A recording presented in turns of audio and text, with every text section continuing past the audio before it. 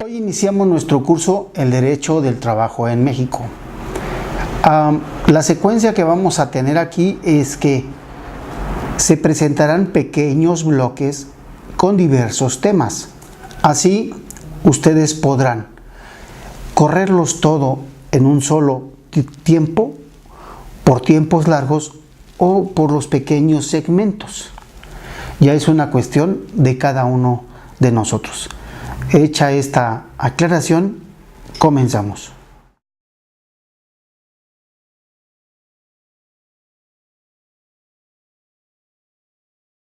Concepto trabajo. Comenzaremos comentando que la palabra trabajo la utilizamos en México no solo desde el punto de vista de una actividad de tipo económico, sino también académico o como rutina personal. Inclusive la usamos como sinónimo de laboral y sus derivados. Esta palabra o concepto tiene muy variadas definiciones. Por ejemplo, hay quien dice que trabajo es todo tipo de acción realizada por el hombre independientemente de sus características o circunstancias. También hay quien la entiende como una actividad de origen manual o intelectual que se realiza a cambio de una compensación económica por las labores concretadas, o también como un conjunto de actividades que son realizadas con el objetivo de alcanzar una meta, solucionar un problema o producir bienes o servicios. Hay quien la considera una actividad física o intelectual que se realiza continuadamente para producir algo, o un trabajo manual, trabajo mecánico, trabajo mental o un esfuerzo humano aplicado a la producción de riqueza en contraposición al capital, o cosa que es resultado de la actividad humana. En el artículo 8, segundo párrafo de la Ley Federal del Trabajo, encontramos que la define como toda actividad humana o material independientemente del grado de preparación técnica requerido por cada profesión u oficio. Como podemos darnos cuenta, la palabra trabajo es de uso universal, aunque tiene varias connotaciones que la definen. Es muy posible que nosotros mismos la usemos de manera general para designar a algunas de nuestras actividades, aunque éstas no sean de carácter económico.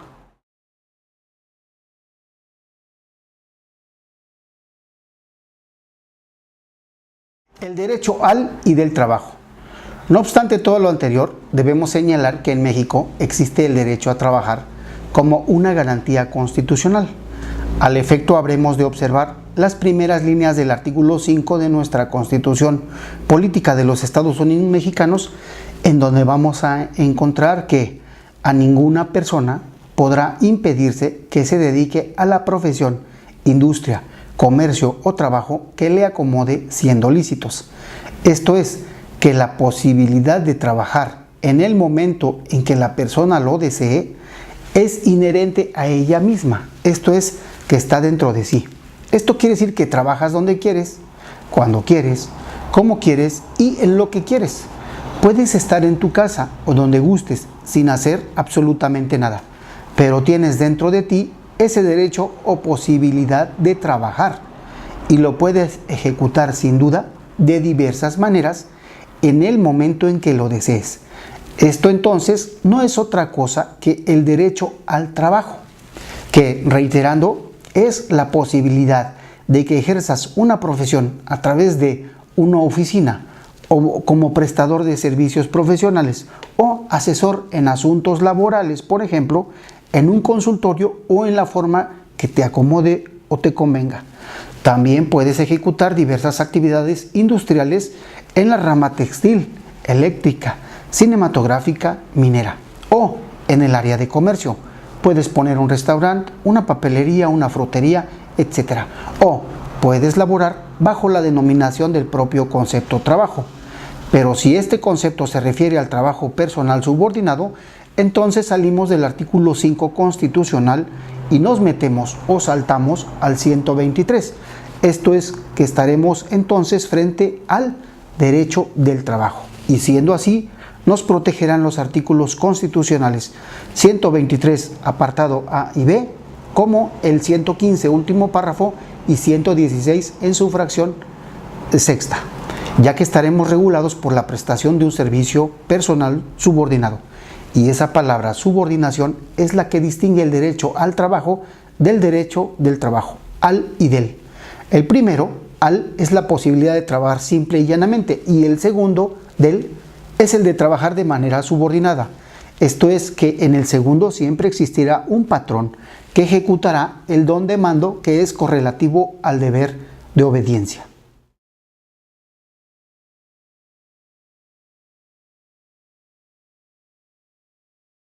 Subordinación y relación de trabajo. Cuando una persona ingresa a trabajar a algún lugar, siempre que le ordenen llevar a cabo alguna actividad, estará bajo la naturaleza del trabajo personal subordinado. Esto es que, sin duda, será trabajador en toda la extensión de la palabra por la existencia de un patrón que le dirige y le ordena la ejecución de determinadas actividades. La orden y la obediencia a esa orden será trabajo personal subordinado y estará regulado por el artículo 1 de la Ley Federal del Trabajo, que dice: la presente ley es de observancia general en toda la República y rige las relaciones de trabajo comprendidas en el artículo 123, apartado A de la Constitución. Como punto final y recapitulando lo anterior, tenemos que existe una diferencia entre el derecho al trabajo del artículo 5 constitucional y el derecho del trabajo contenido en los artículos 123 constitucional, apartado A y B, 115 último párrafo y 116 fracción sexta, existiendo en primer término el del 5 y después el del 123.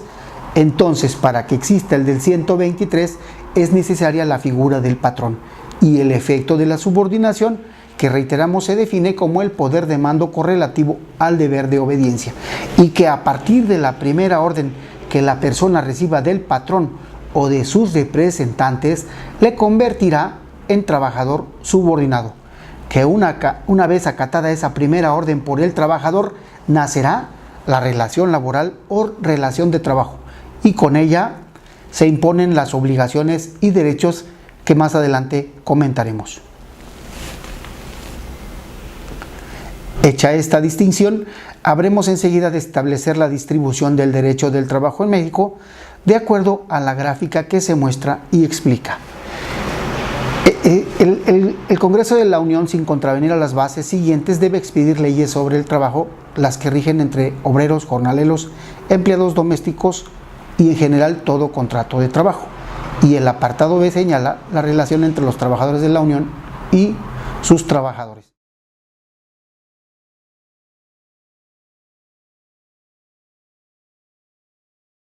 Enseguida, mediante una gráfica, vamos a establecer la distribución del derecho del trabajo en México y se irá explicando a la vez que aparecerá en la pantalla.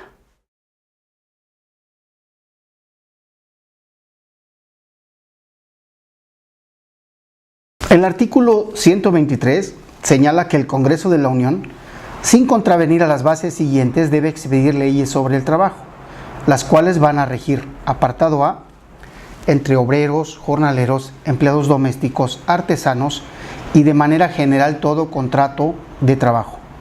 En la fracción 20 nace la naturaleza de que los conflictos laborales los conocen las juntas de conciliación y arbitraje, según se ve en nuestra gráfica. El artículo primero de la Ley Federal del Trabajo establece la naturaleza jurisdiccional.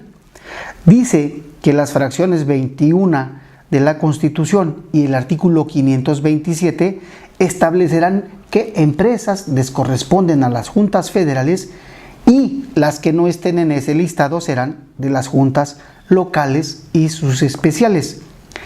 Aquí en esta gráfica incorporamos al artículo 3 constitucional, que a su vez se ocupa de las universidades autónomas por ley y que dice que el personal administrativo y académico se norma por este apartado. En la Ley Federal del Trabajo, en el artículo 353S, se establece que dentro de las juntas de conciliación y arbitraje funcionan juntas especiales que conocen de los asuntos laborales de las universidades e instituciones de educación superior autónomas por la ley y establece la forma en cómo se van a integrar. Esa será nuestra gráfica 1 y establece la naturaleza del apartado A constitucional y su distribución jurisdiccional.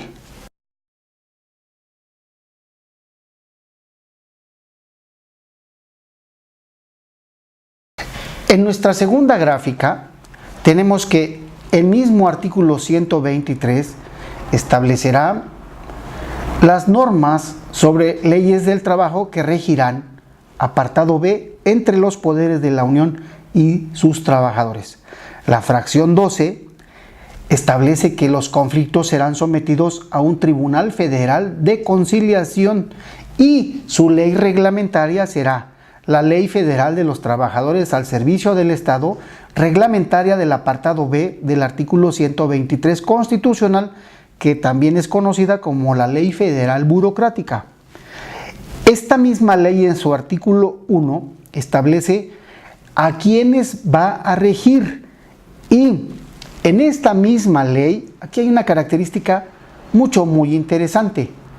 Esta ley establece que va a conocer de los conflictos en los que aparezcan organismos descentralizados, pero también el 527 de la Ley Federal del Trabajo señala lo mismo.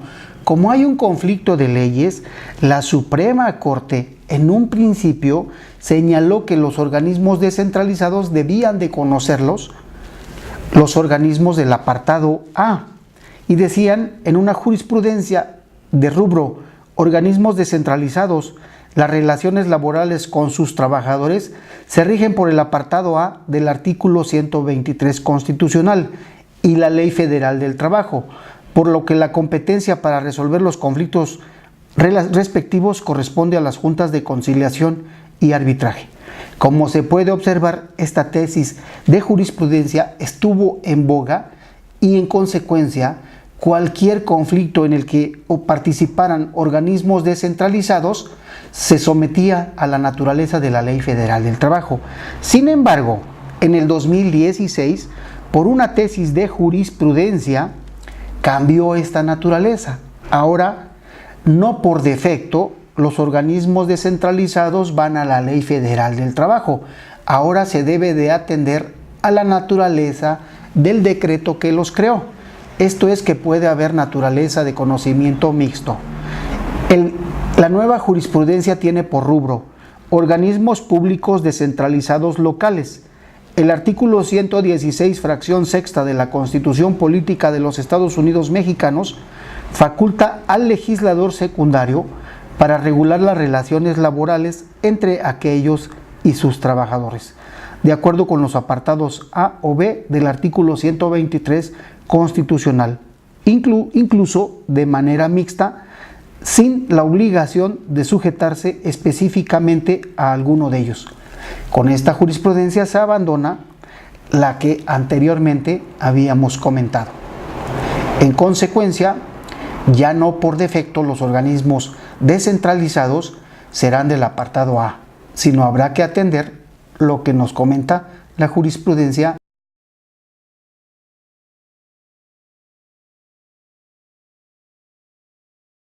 En nuestra tercera gráfica vamos a establecer las relaciones entre los ayuntamientos y sus trabajadores cuando hay conflictos laborales.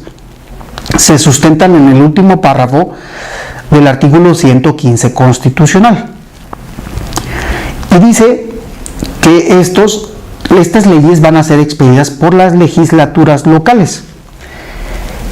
El 116, por su parte, regula las relaciones laborales o los conflictos que nacen entre los trabajadores al servicio de los gobiernos de los estados, esto es, como entidades federativas. En el caso del estado de Morelos, estos dos los tenemos comprendidos en una sola ley, que es la Ley del Servicio Civil para el Estado de Morelos. Y esta ley establece que quien conoce de esos conflictos es el Tribunal Estatal de Conciliación y Arbitraje. Esto es, entonces, tomando en consideración lo del Estado de Morelos, podemos considerar que para efectos hay 3 leyes laborales: Ley Federal del Trabajo, Burocrática Federal y del Servicio Civil.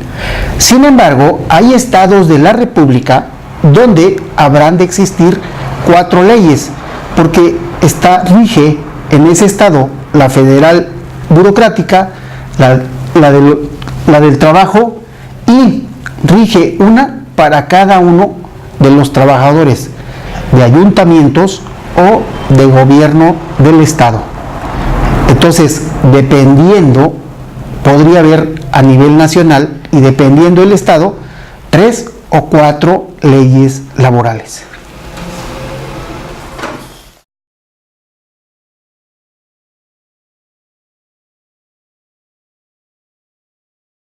Nuestra cuarta gráfica, a manera de conocimiento, habla de las excepciones que en la misma Constitución, artículo 123, fracción 12, segundo párrafo, se establecen. Y dice que los conflictos entre el Poder Judicial de la Federación y sus servidores serán resueltos por el Consejo de la Judicatura Federal. Los que se susciten entre la Suprema Corte de Justicia y sus empleados serán resueltos por esta última. Los conflictos entre el Poder Judicial de la Federación y sus servidores serán resueltos por el Consejo de la Judicatura Federal. Los que se susciten entre la Suprema Corte de Justicia y sus empleados serán resueltos por esta última, o sea, por la Suprema Corte.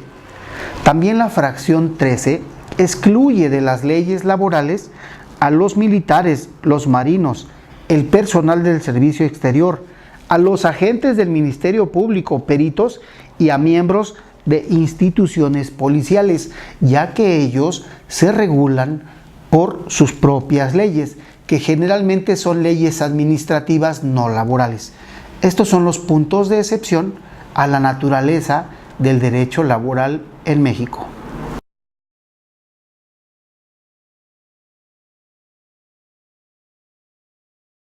Como nuestro curso se enfoca totalmente al apartado A de la Constitución Federal, en base a ello, sin duda que la parte fundamental de los temas que habremos de tratar nacen de la Ley Federal del Trabajo. Por ello, y en una secuencia concatenada, pasamos al tema precisamente de la estructura y funcionamiento de la ley, como a continuación podremos observar.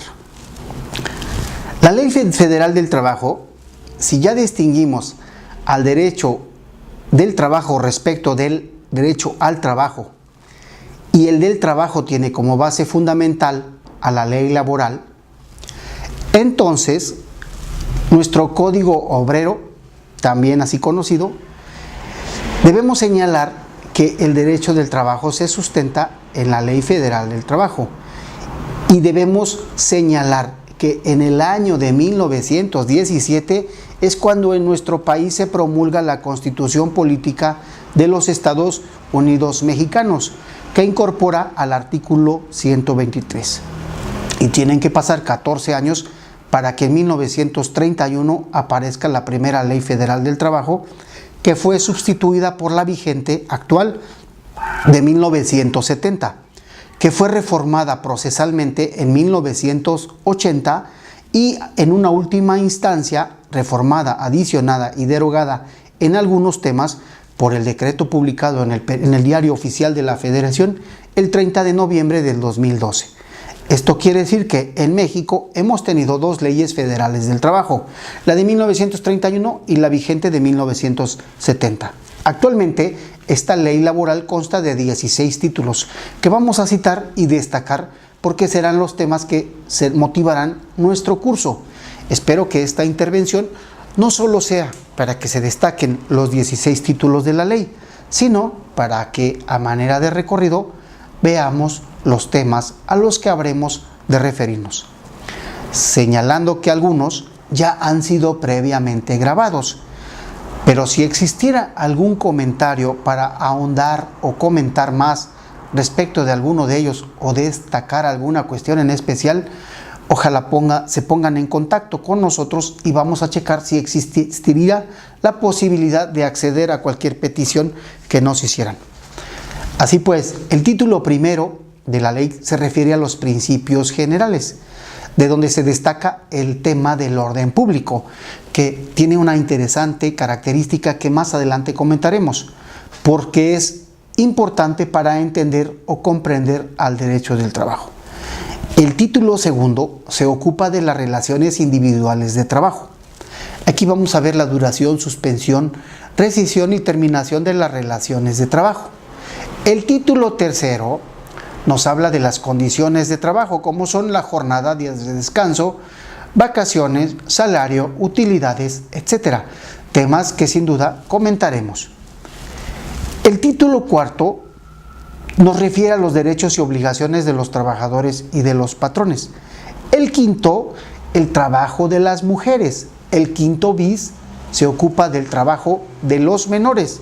Y el sexto, de los trabajos especiales, sin faltar el título séptimo y sus relaciones colectivas de trabajo, como son los sindicatos, federaciones, confederaciones, contrato colectivo de trabajo, la modificación, la suspensión y la terminación de las relaciones colectivas de trabajo.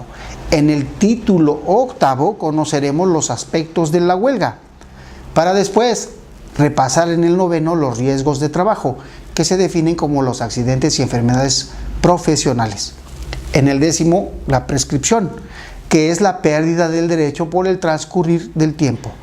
En el título 11 hablaremos de las autoridades del trabajo y servicios sociales. El 12 relativo al personal jurídico de las juntas de conciliación y arbitraje, en donde destacaremos las responsabilidades y sanciones que existen para este tipo de personal. En el 13 a los representantes de los trabajadores y de los patrones.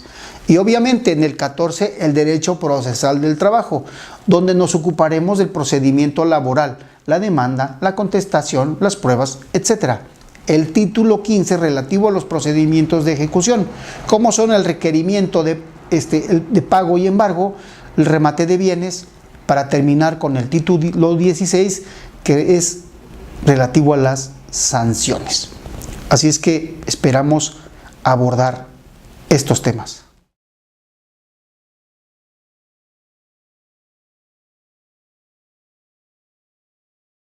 Si tuviéramos que definir al derecho del trabajo, habríamos sin duda de acudir a los conceptos o definiciones clásicas, que en lo general lo van a referir como el conjunto de normas jurídicas que regulan las relaciones entre los trabajadores y los patrones.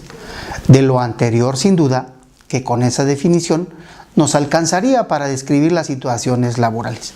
Sin embargo, aunque se utiliza en la actualidad, no parece ser lo bastante y suficiente para describir al derecho del trabajo.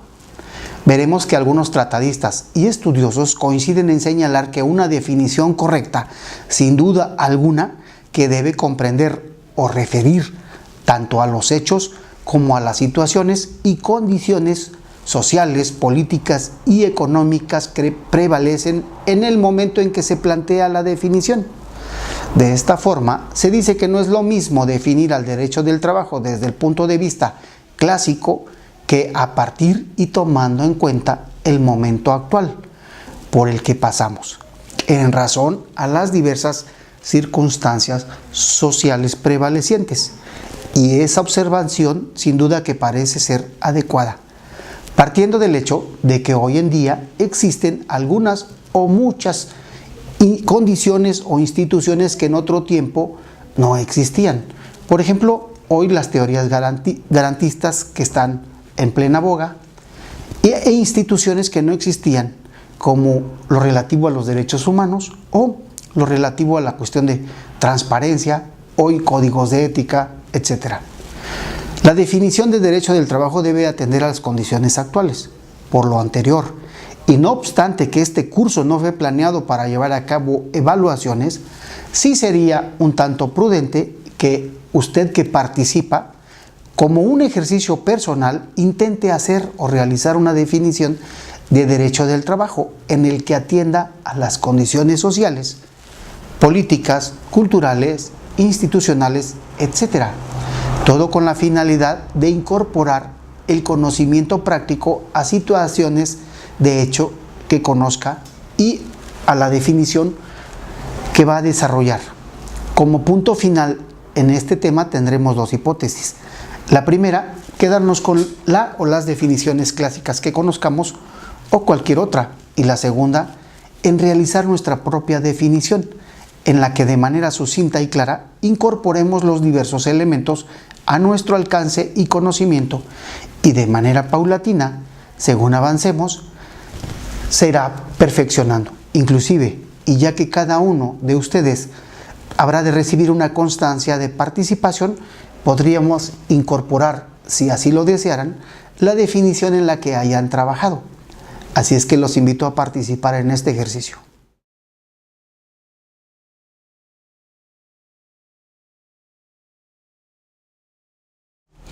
El orden público en el derecho del trabajo. Para entender un tanto el derecho del trabajo, será necesario referirnos a una de sus características primordiales, y que consiste en el hecho de que todas sus normas son de orden público. Sin embargo, este concepto no es exclusivo del derecho laboral. Su connotación se aplica principalmente a todo el derecho social. Por ejemplo, encontramos en el artículo 1 de la Ley del Seguro Social que sus disposiciones son de orden público. De igual forma, la Ley del Sistema de Ahorro para el Retiro señala también en su artículo 1 que es de orden público. Esta misma situación la encontramos en la Ley del Instituto de Seguridad y Servicios Sociales de los Trabajadores del Estado, en su artículo también 1. Luego, entonces, y de manera general, el orden público tiende a proteger los derechos de una clase social en particular. Ante todo esto, conviene preguntarnos entonces qué es el orden público. En principio debe existir una institución jurídica, y esta no puede ser alterada a voluntad de los individuos. Esto es que la institución jurídica, entendida como norma o ley, no debe ser rebasada por la voluntad de las partes, y menos en perjuicio del trabajador. En atención a lo anterior, encontramos que el artículo 5 de la Ley Federal del Trabajo señala de manera textual: las disposiciones de esta ley son de orden público, por lo que no producirá efecto legal ni impedirá el goce y el ejercicio de los derechos, sea escrita o verbal, la estipulación que establezca trabajo para niños menores de 15 años, jornada mayor a la permitida por la ley, una jornada inhumana por lo notoriamente excesiva, y dada la índole del trabajo a juicio de la Junta de Conciliación y Arbitraje, las horas extraordinarias, el trabajo para menores de 18 años, un salario inferior al mínimo, un salario que no sea remunerador a juicio de la Junta de Conciliación y Arbitraje, un plazo mayor de una semana para el pago de los salarios a los obreros, un lugar de recreo, fonda,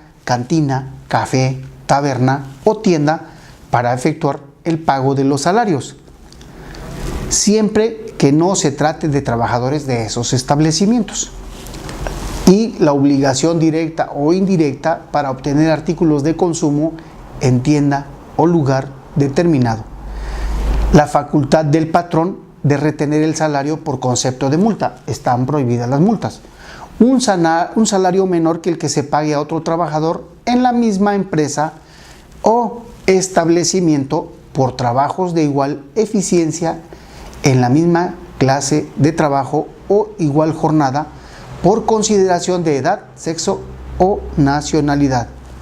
El trabajo nocturno industrial o el trabajo después de las 22 horas para menores de 16 años y finalmente renuncia por parte del trabajador de cualquiera de los derechos o prerrogativas consignados en las normas de trabajo. En todos estos casos se entenderá que rigen las normas o leyes supletorias en lugar de las cláusulas nulas. De lo anterior, como ejemplo tenemos que la ley laboral otorga prestaciones mínimas que deben ser cubiertas al trabajador. Luego entonces, si un trabajador aceptara prestar sus servicios y recibir los derechos o prerrogativas menores a las que la ley señala, esa voluntad o aceptación del trabajador, aun y cuando fuera de manera escrita, no tendría validez. De todo esto entonces tenemos que el orden público en el derecho del trabajo consiste en el hecho de que la voluntad de las partes no puede estar por encima de la ley. Esto es, que las normas mínimas señaladas representan un obstáculo a la voluntad de las partes bajo la pena de nulidad. De esta manera, si la ley señala que el trabajador tiene derecho a recibir cuando menos 15 días de aguinaldo, aun y cuando aceptara recibir un número menor de días, por ese concepto, esa aceptación no sería válida. A mayor abundamiento, de una manera más simple como ejemplo del orden público, debo señalar que en el derecho civil la norma máxima es la voluntad de las partes. Esto quiere decir que lo que las partes que intervienen en un proceso pactan lo que mejor les conviene y es lo que prevalece. Su voluntad es lo que realmente se respeta. Este acto de voluntad de las partes y de validez como norma máxima no existe o no se aplica en el derecho del trabajo cuando se trata de normas de orden público, porque si fuera válido o aceptado, entonces cualquier patrón le diría a un trabajador que aunque la ley federal del trabajo le obliga como patrón a pagar 15 días de aguinaldo cuando menos, él le va a pagar menos días como condición para ser contratado, y el trabajador, ante la necesidad del trabajo, sin duda que aceptaría. En conclusión, el orden público es como una liga. Si el trabajador acepta menos aguinaldo, aunque lo haga por escrito o verbalmente, el orden público, actuando como liga, lo regresa a lo que dice la ley y se considera nula la aceptación del trabajador para recibir menos de lo que dice la ley.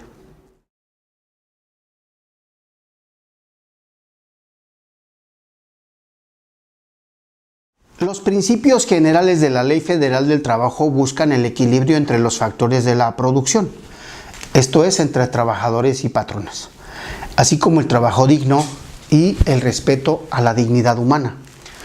Pretenden eliminar la discriminación, ya sea por origen étnico, de género, edad, discapacidad, condición social, preferencias sexuales o estado civil. Su pretensión, un salario remunerador, capacitación continua y libertad de asociación. Condena y rechaza el hostigamiento y el acoso sexual. Defiende el derecho al trabajo en lo que respecta a la posibilidad de dedicarse a la actividad que a cada uno le acomode siendo lícita.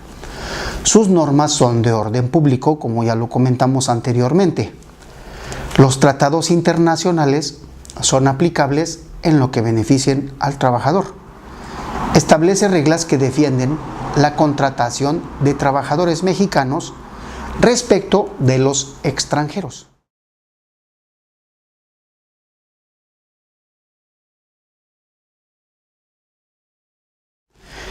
La ley define el concepto trabajador y señala que es la persona física que presta a otra física o moral un trabajo personal subordinado. Y aquí reiteramos que el trabajador siempre será una persona física y no una moral. Su trabajo será personal y no por conducto de otra persona. Esto quiere decir que no puede mandar a su hijo, por ejemplo, a trabajar en su lugar, aunque en muchas ocasiones y en la práctica así sucede. Y sobre todo, este trabajo es subordinado, esto es que existe el don de mando correlativo al deber de obediencia. La ley distingue a un trabajador ordinario de uno de confianza, y en este punto debemos estar atentos, porque en muchos casos el patrón decide a quién considera trabajador de confianza. Pero de acuerdo con la ley, para saber quién es de confianza, debemos de conocer las funciones o labores que la persona realiza. Esto quiere decir que no es lo que diga el patrón, sino lo que el trabajador hace. Para la ley son funciones de confianza las de dirección, inspección, vigilancia y fiscalización cuando tengan carácter general, y las que se relacionen con trabajos personales del patrón dentro de la empresa o establecimiento. Como veremos más adelante, es muy necesario e importante distinguir al trabajador de confianza por las funciones que realiza y no por lo que diga el patrón, ya que muchos patrones los consideran de confianza, pero solo para reducirle algunos de los derechos de la ley. Al patrón lo vamos a encontrar definido en la ley como la persona física o moral que utiliza los servicios de uno o varios trabajadores. En este caso vemos que el patrón puede ser una persona física o moral, y en el caso del trabajador siempre será una persona física, nunca una moral. La Ley Federal del Trabajo señala que si un trabajador utiliza los servicios de otros trabajadores, el patrón de este trabajador lo será también de estos. Esto no es otra cosa que atender o tutelar la teoría del directo beneficiado. En este caso, la ley se pregunta quién se beneficia o benefició del trabajo que hicieron él o los trabajadores. Sin duda que el del beneficio final será el responsable. Un ejemplo de ello lo tenemos en el trabajo de la construcción, donde el dueño del inmueble o de la obra contrata al arquitecto, quien a su vez lleva o contrata al maestro albañil, y este maestro albañil lleva a la obra a su ayudante, o también conocido como chalán. Si este ayudante o chalán no le cumplen con los derechos que la ley establece en su favor, entonces el directo responsable será el dueño de la obra, por ser quien se benefició de los trabajos realizados por el ayudante. Esta situación sin duda que tiene por objeto final que el ayudante o chalán pueda finalmente obtener o alcanzar lo que por derecho le corresponde, ya que si se obligara a cumplir al maestro albañil, quizá éste no tenga la solvencia económica necesaria para hacerle frente a cualquier obligación. Por eso la ley establece la teoría del directo beneficiario. En otro sentido, los directores, administradores, gerentes y demás personas que ejerzan funciones de dirección o administración en la empresa o establecimiento serán considerados representantes del patrón. Esto quiere decir que cualquier acto ejecutado por estas personas se considerará hecho o realizado por el propio patrón, aunque en realidad él no haya intervenido o lo haya ejecutado. Y esto es así porque en muchas ocasiones ya en la práctica, al no haber sido ejecutado el acto por el patrón, éste lo niega y pretende evadir cualquier responsabilidad. Pero al haber sido realizado por su personal directivo, entonces esa conducta involucra al directo patrón en la responsabilidad.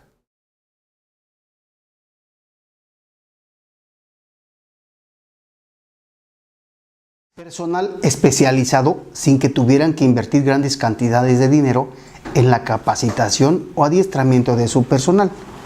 De ahí que el outsourcing es un acto de subcontratación o bien representa una fuente externa de suministro de personal a una empresa de personal especializado. Sin embargo, con el tiempo se fue desvirtuando la esencia de esta figura para usarla como un ente que libera o pretende liberar de obligaciones a un patrón, ya que en la práctica la empresa outsourcing contrata a un trabajador para destinarlo a una fuente de trabajo, empresa o patrón distinto de ella, y que obviamente esa fuente de trabajo no es propiedad de la outsourcing. Estas solo cuentan con una simple oficina administrativa y generalmente al constituirse como sociedades o asociaciones civiles, desde el acto de su constitución son insolventes. Sin embargo, admiten la responsabilidad económica, sobre todo de los juicios laborales, en los que intervienen con la complacencia de las autoridades laborales y constituyen una incertidumbre jurídica del trabajador, al no poder hacer efectivo los adeudos derivados de las relaciones laborales, precisamente por la insolvencia en la que se encuentra la empresa outsourcing. Con esta se pretende quitar responsabilidades laborales al verdadero patrón.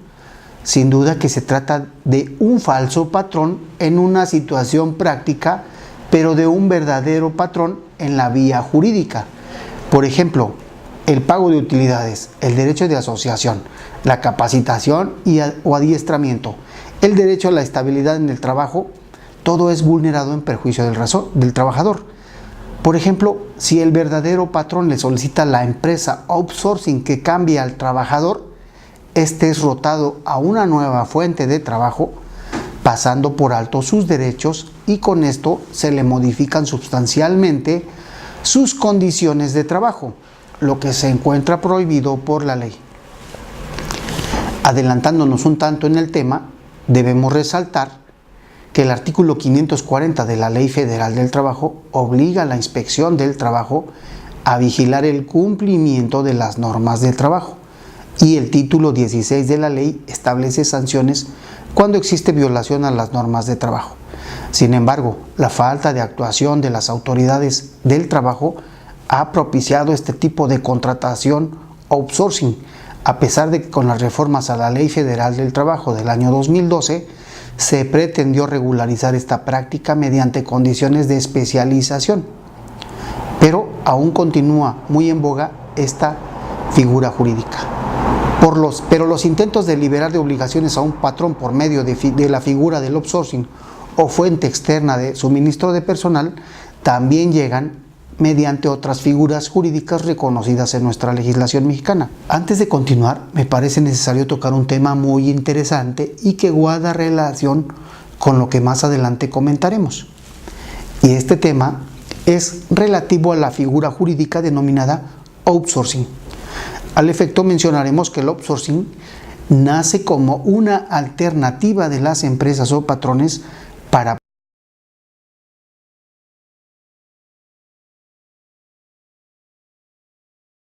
sociedades cooperativas, que son formas de organización social integradas por personas físicas con base en intereses comunes y en los principios de solidaridad. Sin embargo, su constitución en algunos casos representa una nueva moda del outsourcing. Con ella se pretende despojar de sus derechos como trabajadores a las personas físicas que la integran. Y por esta razón son nulas, ya que sus fines son contrarios a la ley. En principio, estas sociedades agrupan a una serie de trabajadores, a quienes les quitan ese carácter y les denominan socios cooperativistas. Estas personas morales celebran contratos con diversos patrones, mediante los cuales colocan a los socios cooperativistas para que les presten servicios personales subordinados a este patrón, que es propietario de la fuente de trabajo, quien no los registra como sus trabajadores, sino es la sociedad cooperativa la que funge como un patrón, aun y cuando estas sociedades no cuentan con fuentes de trabajo. Su misión solo consiste en colocar al trabajador en el empleo con una característica sobresaliente, que es que los socios deben recibir rendimientos y estos deben ser cubiertos de manera anual. Sin embargo, en esta modalidad, el socio recibe semanalmente su salario disfrazado bajo la denominación de adelanto de rendimientos y no deja ser otra cosa que la retribución por su trabajo. Y al recibirse de manera semanal, se encuadra dentro de la hipótesis del salario. Y en él se refleja inclusive el gasto de previsión social, que está exento del pago de impuestos. El socio cooperativista debe ser afiliado al sistema de seguridad social y este aseguramiento debe cesar en cuanto el socio se incorpora a la relación de trabajo. En consecuencia, debe causar baja del sistema de aseguramiento de seguridad social de la sociedad cooperativa y ser dado de alta, en este caso, por el patrón. En lo general podemos señalar que aun y a pesar de que el socio cooperativista sostiene una relación de trabajo con el patrón al que fue destinado por la sociedad cooperativa, se pretende menoscabarle sus derechos laborales sujetándoles a un contrato de sociedad, en el cual se establece la consigna de que en caso de cualquier controversia, los tribunales civiles y no los laborales conocerán de la controversia. Lo bueno de todo esto es que en la práctica sí conoce la controversia la autoridad laboral, por aquello de la naturaleza de la posible existencia de renuncia de derechos, como lo mencionamos al referirnos al orden público contenido en el artículo 5 de la ley laboral. Finalmente señalamos que las sociedades cooperativas son nobles siempre que no sean usadas como una forma de despojo a los derechos de los trabajadores, bajo la denominación de outsourcing.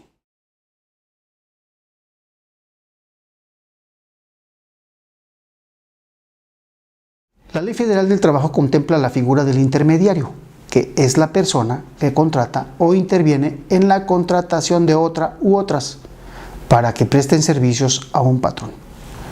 La ley no considera intermediario, sino patrón, a quien contrate trabajos para ejecutarlos con elementos propios y suficientes para cumplir las obligaciones que deriven de las relaciones con sus trabajadores. En caso contrario, dice la ley, serán solidariamente responsables con los beneficiarios directos de las obras o servicios por las obligaciones contraídas con los trabajadores. En este punto estamos ante la figura de la responsabilidad solidaria. Esto es que los dos serán por igual responsables frente a la figura del trabajador. Quien utilice intermediarios para la contratación de trabajadores serán responsables de las obligaciones que deriven de esta ley, y en este caso los trabajadores deberán prestar servicios en las mismas condiciones y con los mismos derechos que tienen los que ejecuten trabajos similares en la empresa o establecimiento. Habrá una igualdad y los intermediarios no podrán recibir de ninguna manera retribución o comisión con cargo a los salarios de los trabajadores. Para el caso de que una empresa ejecute obras o servicios en forma exclusiva o principal para otra y no disponga de elementos propios suficientes, habrá una responsabilidad solidaria respecto de las obligaciones contraídas con los trabajadores. Y los trabajadores empleados en la ejecución de las obras o servicios tendrán derecho a disfrutar de condiciones de trabajo proporcionadas iguales a las que disfruten los trabajadores que ejecuten trabajos similares en la empresa beneficiaria. Esto es equiparable al trabajo y salario igual.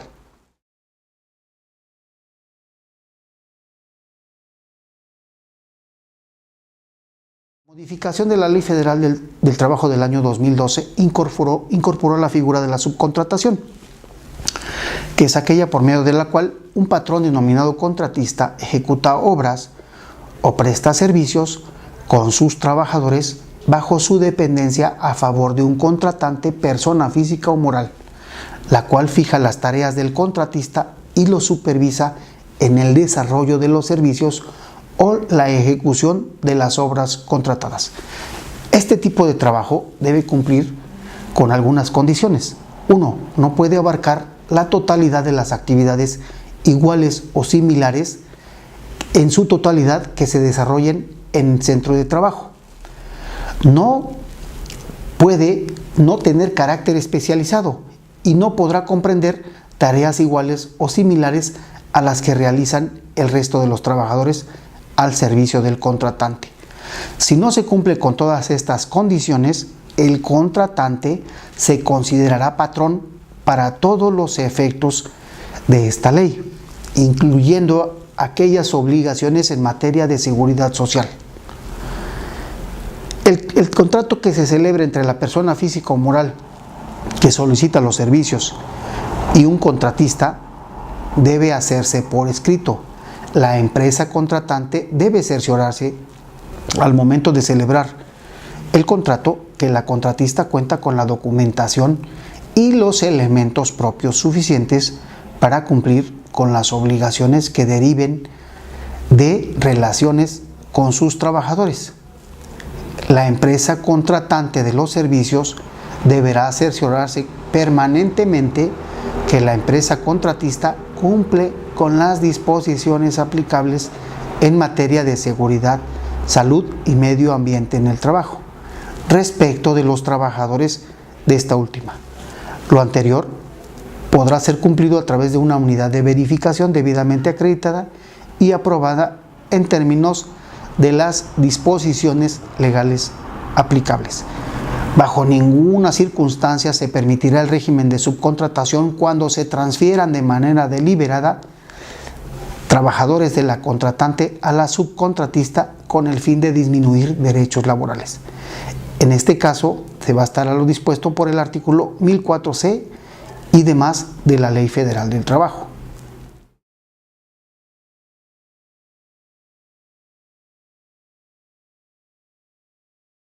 En el artículo 16 de la Ley Federal del Trabajo encontramos que para efectos de las normas de trabajo se entiende por empresa la unidad económica de producción o distribución de bienes o servicios. y por establecimiento la unidad técnica que como sucursal, agencia u otra forma semejante sea parte integrante y contribuya a la realización de los fines de la empresa.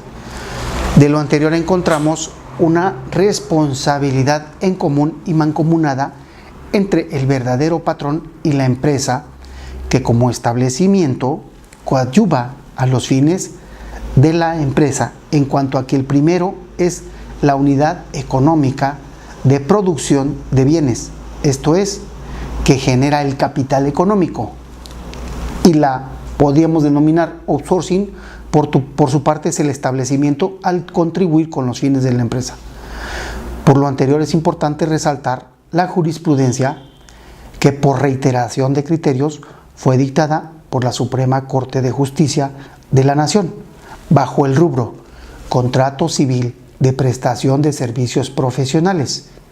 Si a través de él un tercero se obliga a suministrar personal a un patrón real con el compromiso de relevarlo de cualquier obligación laboral, ambas empresas constituyen la unidad económica a que se refiere el artículo 16 de la Ley Federal del Trabajo y por ende las dos son responsables de la relación laboral para con el trabajador.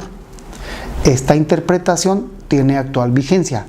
En ella se establece que cuando una empresa interviene como proveedora de la fuerza de trabajo a través de la celebración de un contrato civil de prestación de servicios profesionales o de cualquier otro acto jurídico y la otra aporta la infraestructura y el capital, lográndose entre ambas el bien o servicio producido, entonces cumplen con el objeto social de la unidad económica a que se refiere el mencionado artículo 16, de ahí que constituyen una empresa y por ende son responsables de la relación laboral para con el trabajador. Con esta posición estaremos entonces ante el fin del outsourcing, no lo sabemos a ciencia cierta, pero estamos seguros que esta jurisprudencia modificará notoriamente los criterios de actuación y resolución en las juntas de conciliación y arbitraje.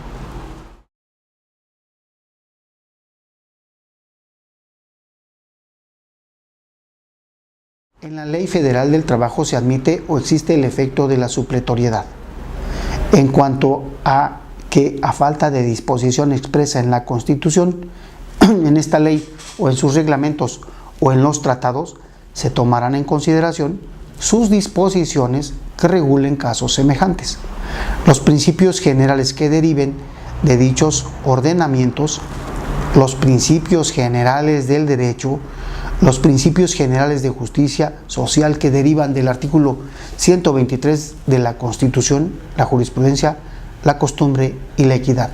Sin embargo, ello no quiere decir que lo que no encuentres lo suplas con lo que te acomode, sino que para que opere la supletoriedad, según la jurisprudencia, deben existir unas ciertas reglas que, como se observa, se fijan en nuestra pantalla.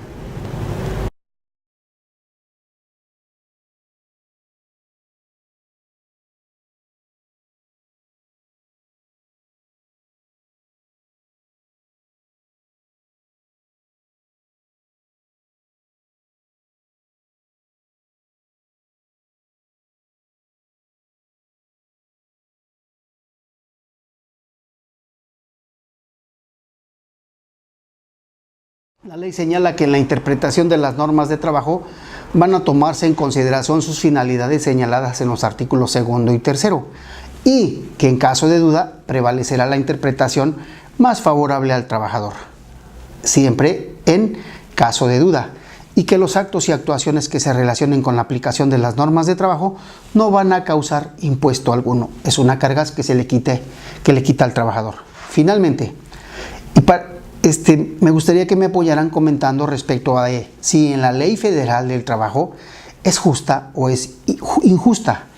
Ello a partir de lo que en esta primera sesión venimos señalando y a partir de que reformada o no, la Ley Federal del Trabajo desde mi muy particular punto de vista parece ser un tanto injusta, porque su naturaleza se ocupa y regula al trabajo personal subordinado, Esto es que siempre que exista una persona que ejerza un poder de mando correlativo a un deber de obediencia, habrá entonces una relación de trabajo, y en este sentido tenemos al patrón y por consiguiente al trabajador.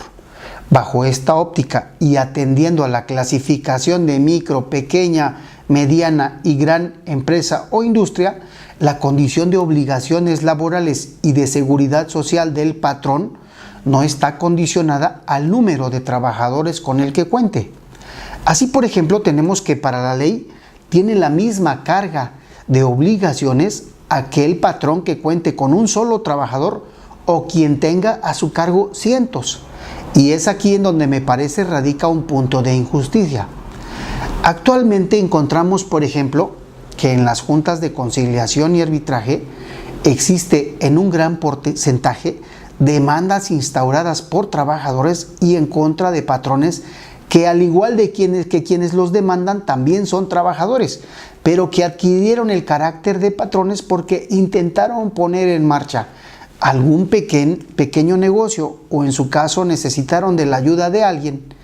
De esta forma es muy común observar que en las demandas laborales se encuentra involucrado, por ejemplo, el maestro albañil demandado por su ayudante o chalán, la maestra de primaria o cualquier escuela demandada por la persona que le asistía, las trabajadoras domésticas, de estéticas, los carpinterías, talleres mecánicos, refaccionarias, fondas, paleterías, peluquerías, y así podríamos seguir con un largo etcétera, de donde no solo sus propietarios, sino en muchos casos los familiares de estos propietarios, como la esposa, hijos, padres, se encuentran demandados y desde luego que no logran entender la situación por la que pasan.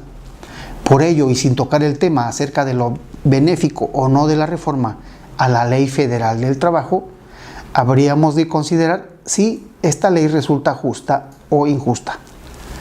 A partir de lo anterior, habremos de pensar un momento y entre nuestros habitantes se encuentra quien fue considerado no hace mucho el hombre más rico del mundo. Y si esta persona contratara a un trabajador de manera subordinada, tendría que cubrirle o concederle todos los derechos y prerrogativas de ley. Y si esa misma persona contratada por quien en su momento fue el hombre más rico del mundo, habitante de nuestro país, fuera contratado por el trabajador más humilde que existe en México, en razón al acto de la subordinación, debería también entonces darle a ese trabajador todos los derechos y prerrogativas que señala la ley laboral. En este sentido, para la ley no existe distinción en el poderío económico de uno y del otro. Para la ley, por el simple hecho de contratar a un trabajador subordinado, los va a ver con una misma óptica. Y esta es desde el punto de vista de la definición de patrón, que es la persona física o moral que contrata los servicios de un trabajador, sin ver la naturaleza económica. Por esta razón, la ley no distingue esas cuestiones. De ahí la reflexión personal acerca de lo justo o injusto que resulta ser la ley laboral mexicana.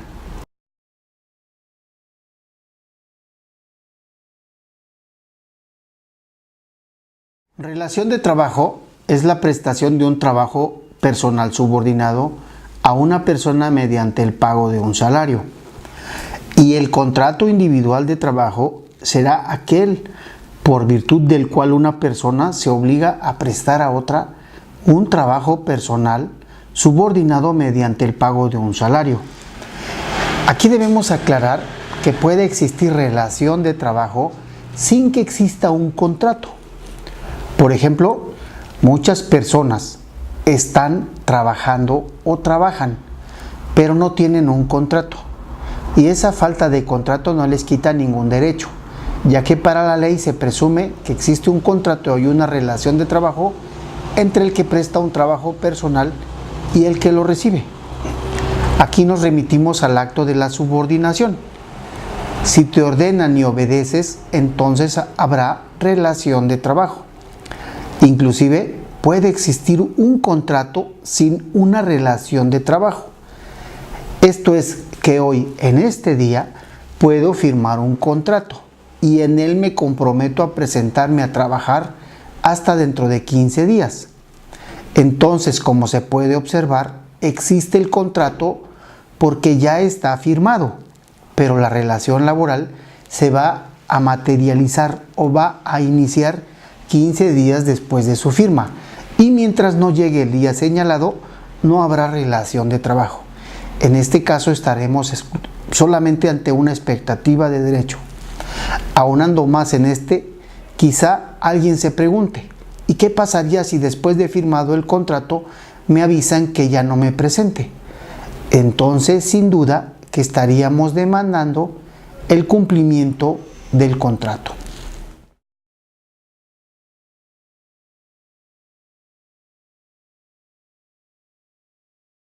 La ley se refiere de manera general al concepto trabajador sin atender a ninguna condición de género o de cualquier otra índole. Sin embargo, distingue con aspectos propios y particulares a las mujeres y a las madres trabajadoras, de quien dice tendrán los mismos derechos y obligaciones que los hombres. Les protege la maternidad en cuanto a que no participan en labores insalubres o peligrosas, o en el trabajo de horas extras. Durante el periodo de embarazo no realizan trabajos que exijan esfuerzos considerables. Se prevén aspectos esenciales en caso de adopción, ya que disfrutarán de un descanso de 6 semanas con goce de sueldo. En el periodo de lactancia lo harán hasta por 6 meses, con 2 reposos extraordinarios por día, de media hora cada uno, para poder alimentar a sus hijos, o de acuerdo con el patrón, se podría reducir su jornada en 1 hora, y tienen derecho a que se compute su antigüedad en los periodos pre y postnatales. Además, debe haber suficientes asientos o sillas a su disposición para que puedan descansar.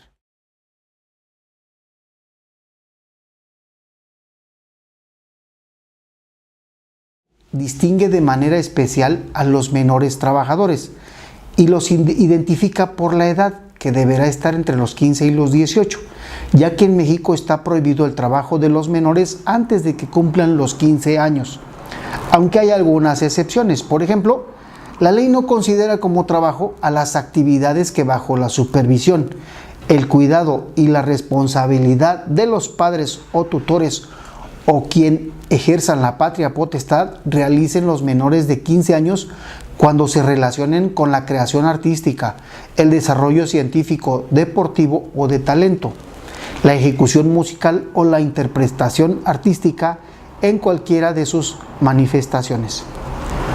No obstante lo anterior, en la realidad muchos menores de 15 años trabajan, aunque la premisa principal de las autoridades del trabajo es la de erradicar el trabajo infantil.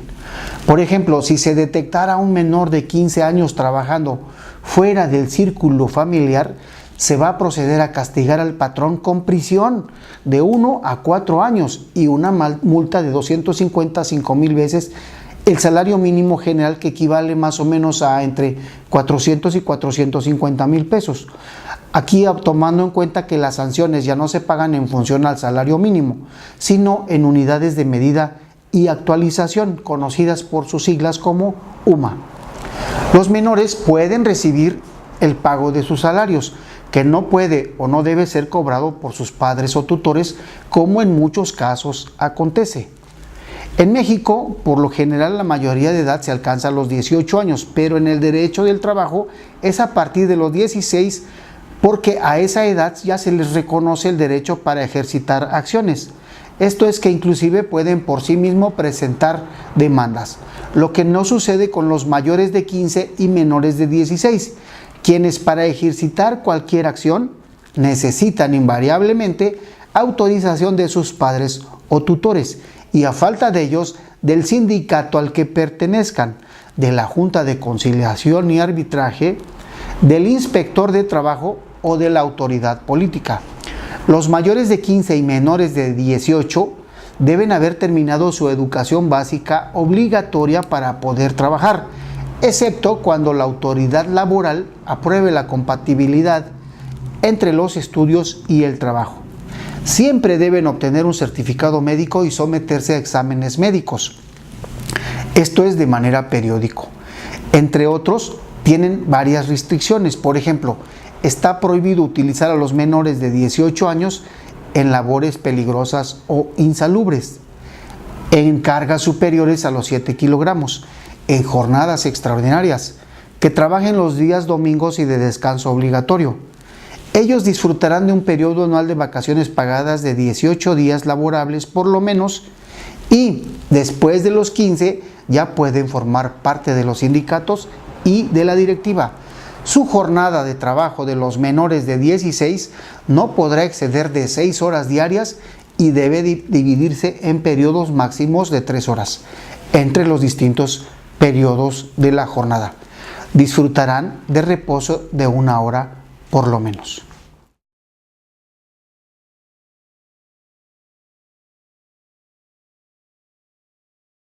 Las condiciones de trabajo deben hacerse por escrito, en 2 tantos cada uno, para que cada parte tenga uno, pero solo en el caso de que no existan contratos colectivos aplicables. En el artículo 25 de la Ley Federal del Trabajo encontramos los requisitos que debe contener el contrato. Y ya comentamos que si no existe contrato se imputa o será culpa del patrón. Además, la ley regula el contrato de trabajo fuera de la República Mexicana para trabajadores contratados en territorio nacional, pero cuando se trata de trabajadores mexicanos reclutados y seleccionados en México para un empleo concreto en el exterior de duración determinada a través de mecanismos acordados por el gobierno de México con un gobierno extranjero. Y aquí se atenderá entonces a lo dispuesto en los acuerdos que haya entre los países. También la ley laboral regula el contrato en caso de trabajadores mexicanos reclutados y seleccionados en México para un empleo concreto en el exterior de duración determinada que sean colocados por entidades privadas.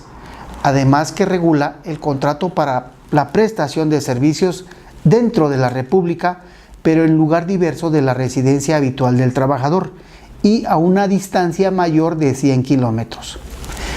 En estos casos existe prohibición en la utilización de los menores de 18 años para la prestación de servicios fuera de la República Mexicana, salvo que se trate de técnicos, profesionales, artistas, deportistas y en general de trabajadores especializados.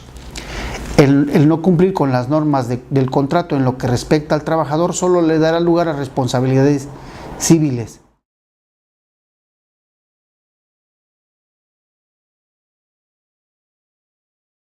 No cumplir con las normas de un contrato por lo que respecta al trabajador solo va a dar lugar a responsabilidad civil. En este capítulo de los contratos habríamos de rescatar que aunque la ley señala que debe hacerse por escrito, el verbal surte también efectos, ya que dijimos que la falta de formalidad se imputa al patrón y aun cuando debe entregarse un ejemplar al trabajador no se hace, porque en muchas ocasiones se firma con fecha al inicio y al final, después de varias hojas, solo se transcriben cláusulas intrascendentes que al separarlas de la primera permiten su manipulación. A todo entonces, ¿cuál es el valor del contrato individual de trabajo a partir del hecho de que si solucionara la problemática laboral, entonces todo patrón haría un contrato y quizá no existieran tantos juicios laborales? Su verdadero valor no radica en su contenido general, ya que se considera en un primer momento que en la fecha de la contratación se pactaron las condiciones que en él se expresan, pero que éstas en un segundo momento pudieron variarse. Esto es posteriormente. De ahí entonces que su verdadero valor radica en las cláusulas individuales. Ejemplo de ello ocurre cuando en el contrato se establece que el trabajador para laborar horas extras necesita de la autorización por escrito del patrón, y en este caso el patrón no estará en la obligación de pagarlas a menos que se le demuestre que las autorizó. De lo anterior entonces, parece ser que el verdadero valor del contrato efectivamente radica en las particularidades de su clausulado.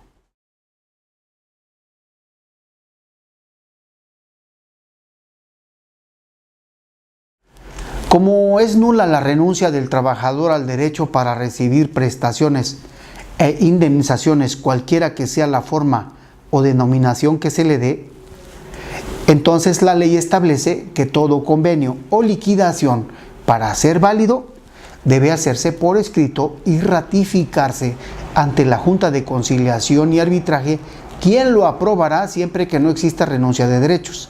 Debe contener una relación circunstanciada de los hechos que lo motiven y de los derechos comprendidos en él. Esto quiere decir que para ser aprobado el convenio es necesario identificar a los comparecientes y señalar a la autoridad cuándo se inició la relación y cuándo termina esta, para que por ello se reconocerá el rango de tiempo en el que se generaron los derechos o prestaciones objeto de la liquidación. Enseguida debe señalarse la categoría seguida del salario para determinar si corresponde al salario mínimo general o profesional, y por la premisa de que la cantidad que se tome como base para el pago de las indemnizaciones no podrá ser inferior al salario mínimo, y porque debe tomarse como base el salario integrado correspondiente al día en que nazca el derecho a la indemnización. Se van a incorporar los días en los que se trabaja para considerar cualquier pago de prima dominical y descanso obligatorio. El horario también por los efectos de la jornada extraordinaria. La indicación del lugar o lugares de trabajo. En este caso, ello atendía a la distribución geográfica del salario, que hoy es única, y el efecto de mencionar al patrón correspondería no solo a la liberación de obligaciones de este o de cualquiera distinto, sino respecto de aquel con el que concluye la relación de trabajo. Además, debe desglosarse con toda claridad y de manera individualizada la cantidad que se entrega al trabajador por cada concepto de prestaciones devengadas que le sea cubierto y aquella de participación de utilidades. En caso de que la comisión mixta para la participación de las utilidades en la empresa o establecimiento aún no haya determinado la participación individual de los trabajadores, se dejarán a salvo sus derechos hasta en tanto se formule el proyecto del reparto individual. Con estos elementos proporcionados a la autoridad habrá de aprobarse el convenio y se elevará la categoría de laudo ejecutoriado. De ello entonces, el acto de renuncia voluntaria al trabajo por parte del trabajador, como se ve, no está comprendida en la obligación que ya comentamos. En lo concerniente al derecho colectivo y respecto de los convenios celebrados entre los sindicatos y los patrones, en el artículo 34 de la Ley Federal del Trabajo encontramos la irrenunciabilidad de derechos cuando afecta precisamente a la colectividad o sindicato.